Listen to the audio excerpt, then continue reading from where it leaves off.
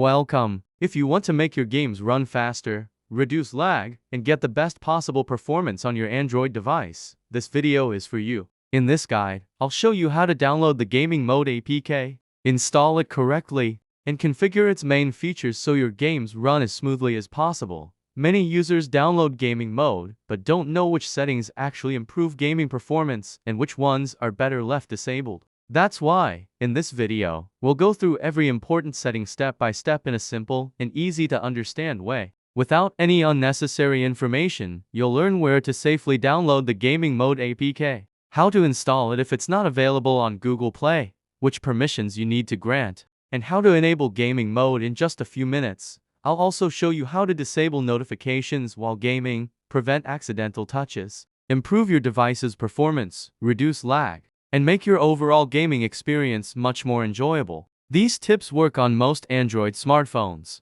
Regardless of the manufacturer, make sure to watch until the end because I'll reveal a few settings that many people overlook, even though they can make a significant difference in achieving the best performance in popular games.